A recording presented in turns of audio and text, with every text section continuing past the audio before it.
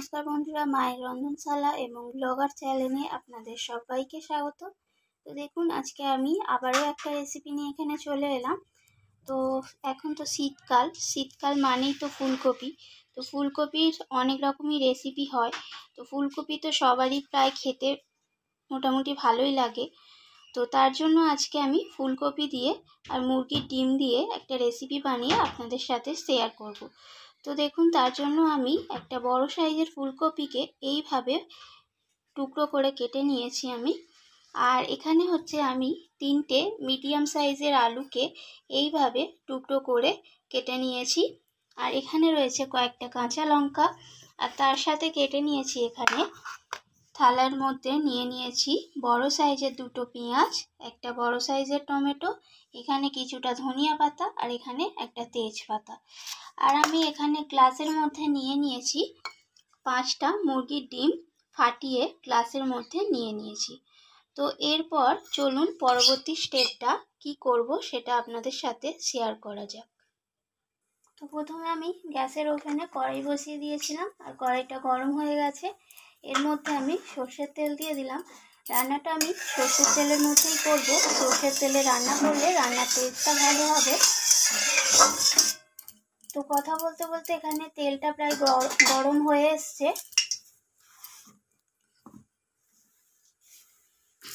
এরপর আমি এখানে কেটে রাখা ফুলকপিগুলোকে দিয়ে দিলাম তেলের মধ্যে।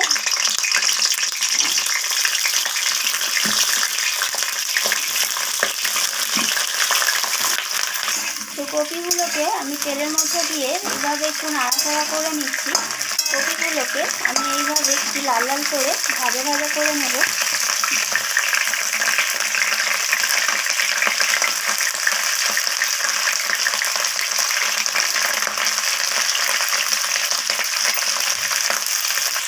এরপর আমি সামান্য পরিমাণে হলুদ গুঁড়ো দিয়ে দিলাম।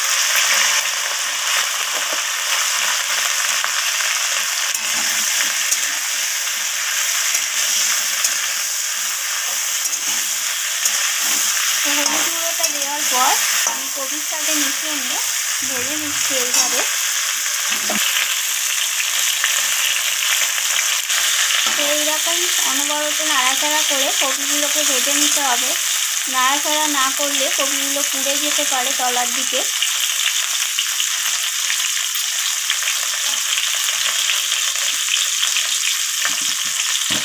তো এরপর আমি এখানে একদম সামান্য পরিমাণে লবণ দিয়ে দেব।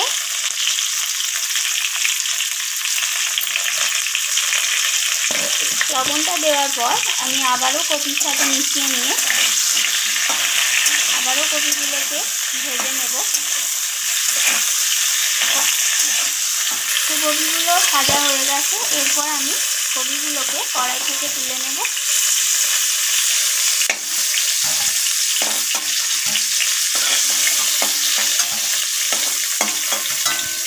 তো কপি ভাজার এই একই তেলের মধ্যে আমি কেটে রাখা আলুগুলোকেও দিয়ে দিলাম।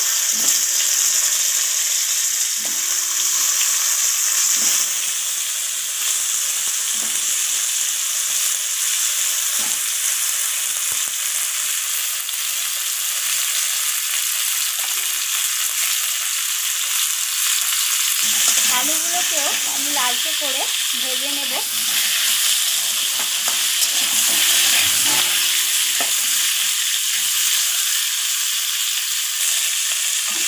এরপর আমি আলুর মধ্যে দিয়ে দেব হলুদ গুঁড়ো সামান্য পরিমাণ, আর দিয়ে দেব লবণ আন্দাজ মতো।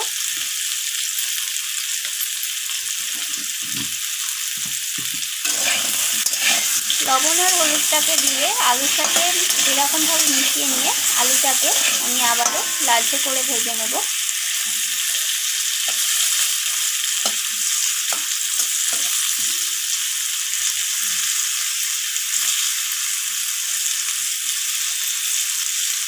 তো ওখানে আলুটা ভাজা হচ্ছে। তো আমি এখানে ডিমটার মধ্যে লবণ দিয়ে দিলাম পরিমাণ মতো। লবণটা দিয়ে চামচের সাহায্যে ভালো করে আমি ডিমটাকে ফেটিয়ে নেব চামচ দিয়ে।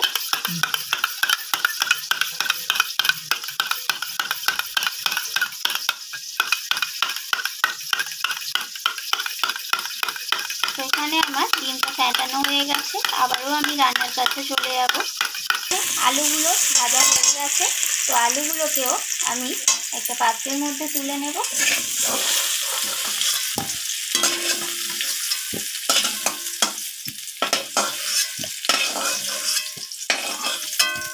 তো কড়াইয়ের মধ্যে আমি আবার কিছুটা সরষের তেল দিয়ে দিলাম, আর এর মধ্যে দিয়ে দেব ফেটিয়ে রাখা ডিমটাকে।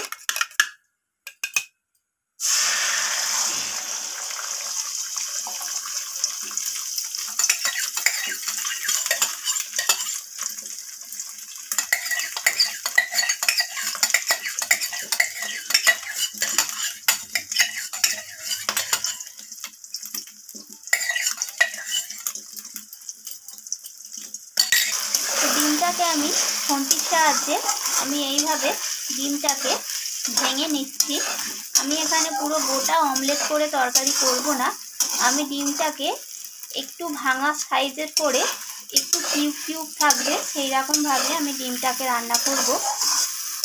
তো সেই কারণে আমি খুন্তির সাহায্যে এইভাবে ডিমটাকে ভেঙে নিলাম। তো ডিমটা এক পিঠ ভাজা হতে থাক, আবার অপর পিঠটা তারপর আপনাদের দেখাচ্ছি। তো ডিমটাকে আমি ঢাকা দিয়ে দিলাম। তো এক পিঠ আমার ভাজা হয়ে গেছে, এবার আমি অপর পিঠটাকে আবার উল্টে দিলাম, দিয়ে আমি এইভাবে ডিমটাকে ভেঙে ভেঙে নিচ্ছি।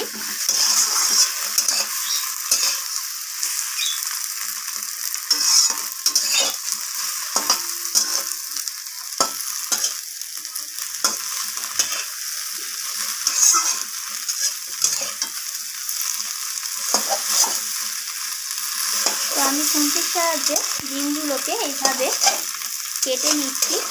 তো আপনাদের প্রয়োজন মতো আপনারাও কেটে নেবেন।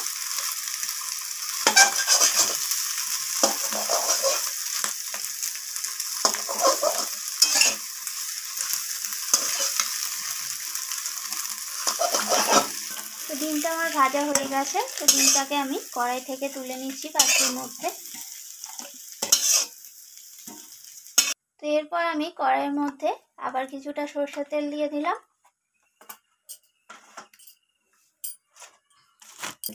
এরপর আমি ফোড়নে দিয়ে দিলাম একটা শুকনো লঙ্কা ফাটিয়ে, আর দিয়ে দিলাম একটা তেজপাতা।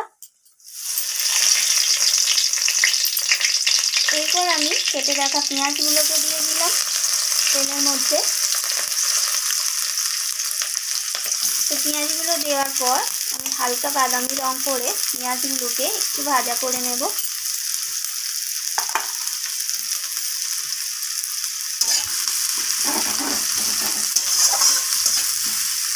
তো পেঁয়াজগুলো আমার হালকা বাদামি রং করে ভাজা হয়ে গেছে, এরপর আমি এখানে দিয়ে দেব কেটে রাখা টমেটোগুলোকে।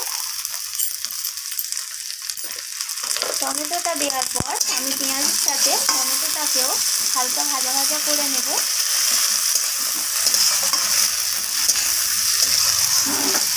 টমেটো পেঁয়াজ দুটোই ভাজা হয়ে গেছে, এরপর আমি এখানে মশলা দিয়ে দিলাম। প্রথমে দিলাম পরিমাণ মতো হলুদ গুঁড়ো, এরপর দিয়ে দিলাম লাল লঙ্কার গুঁড়ো, অবশ্যই ঝালটা আপনাদের পছন্দ অনুযায়ী দেবেন। আর দিয়ে দেব এখানে জিরে গুঁড়ো, আমার পরিমাণ মতো আমি এখানে জিরে গুঁড়ো দিলাম। মশলাগুলো দেওয়ার পর আমি পেঁয়াজ আর টমেটোর সাথে মশলাগুলোকে এইভাবে কষিয়ে নিচ্ছি। একটু সামান্য পরিমাণ জল দিয়ে দিলাম যাতে না মশলাটা পুড়ে যায়।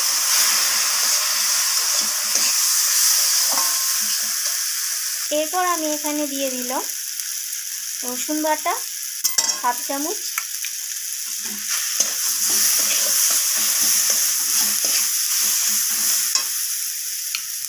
আর দিয়ে দেব হাফ চামচের মতো আদা বাটা।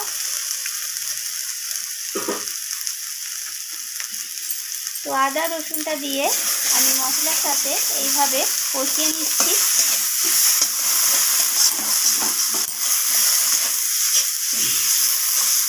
এরপর দিয়ে দিলাম এখানে স্বাদ মতো লবণ।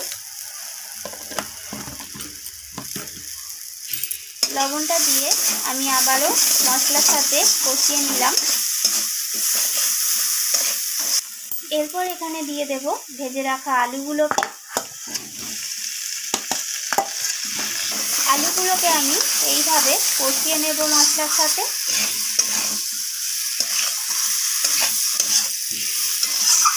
যত বেশি কষানো হবে তত বেশি রান্নার স্বাদ বাড়বে আর রান্নার কালারটাও সুন্দর আসবে।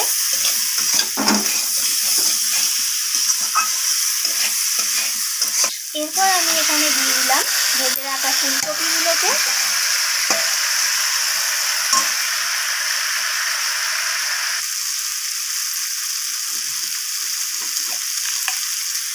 দিয়ে দেব স্বাদ মতো মিষ্টি।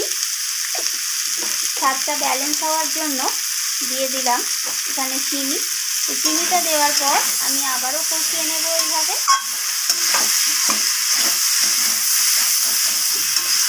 এরপর আমি এখানে দিয়ে দেব কয়েকটা কাঁচা লঙ্কা। তো কাঁচা লঙ্কাটা ঝোলের মধ্যে একটা ফ্লেভার বেরোবে, সেটা বেশ ভালো লাগবে কাঁচা লঙ্কার ফ্লেভার। তো কাঁচা লঙ্কাটা দেওয়ার পর আমি আবারও কষিয়ে নিচ্ছি।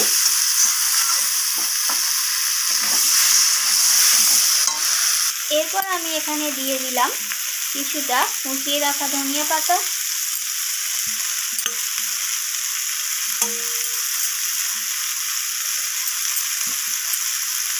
ধনিয়া পাতাটা দিয়ে আমি আবারও সব কিছুর সাথে এইভাবে মিশিয়ে নিচ্ছি। ধনিয়া পাতাটা দিয়ে আমি খুব বেশি সময় ধরে এটাকে কষাবো না।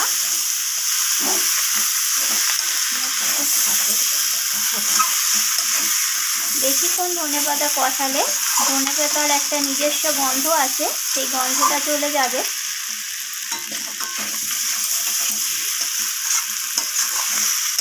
তো এখানে আমার সব কিছু কষানো হয়ে গেছে। এরপর আমি পরিমাণ মতো এখানে জল দিয়ে দিলাম। এখানে যে যতটা ঝোল খেতে পছন্দ করবেন সেরকমভাবেই বুঝে জলটা এখানে দেবেন। তো এখানে আমার প্রয়োজন মতো আমি জল দিয়ে দিলাম।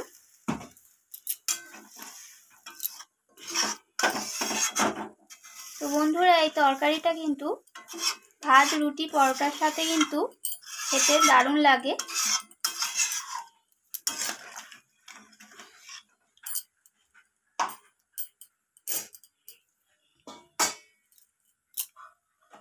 তো এরপর আমি এটাকে ঢাকা দিয়ে দেব। ঢাকা দিয়ে কিছুক্ষণ আমি এটাকে সিদ্ধ করে নেব, তারপর আমি আবারও ফিরে আসছি। এখানে আমি ঢাকাটা সরিয়ে নিয়েছি আর সব কিছু এখানে আমার ভালোভাবে সিদ্ধ হয়ে গেছে। এরপর আমি এখানে ভেজে রাখা ডিমগুলোকে দিয়ে দিলাম।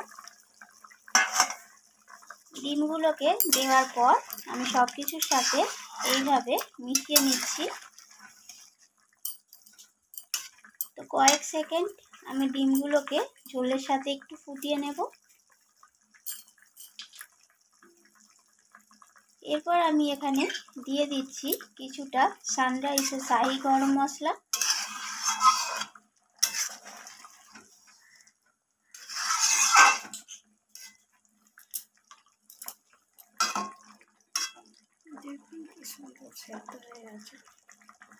দেখুন সব কটা ফুলকপি কিভাবে সিদ্ধ হয়েছে। এখন খুন্তি দিয়ে আমি চেক করে দেখে নিচ্ছি। তো আলুও এখানে সিদ্ধ হয়ে গেছে একদম। আর তরকারির কালারটাও কিন্তু দারুণ এসছে। আর তরকারিটা যত বেশি ফুটছে একটা সুন্দর গন্ধ বেরোচ্ছে ফুলকপি। তো বন্ধুরা, রান্নাটি ভালো লেগে থাকলে অবশ্যই একটা লাইক করে দেবেন আর কমেন্ট করে আমাকে জানাবেন কেমন লাগলো রান্নাটা। আর আপনাদের বন্ধুদের সাথে শেয়ার করে দেবেন। তো এরপর আমি এটাকে একটা পাত্রে ঢেলে নিয়ে তারপর আপনাদের ফাইনাল রান্নাটা কেমন হলো সেটা আপনাদের দেখাচ্ছি। তো দেখুন এখানে তৈরি হয়ে গেল ফুলকপি, আলু আর মুরগির ডিম দিয়ে একদম লাল লাল ঝাল ঝাল করে একটা রেসিপি। তো আপনারাও বাড়িতে ট্রাই করে দেখবেন, অবশ্যই খেতে ভালো লাগবে। আর আমার চ্যানেলটিকে সাবস্ক্রাইব করে চ্যানেলটির পাশে থাকবেন। তো আজকের মতো এইটুকু, আবারও ফিরে আসবো অন্য কোনো রেসিপি নিয়ে। ধন্যবাদ বন্ধুরা।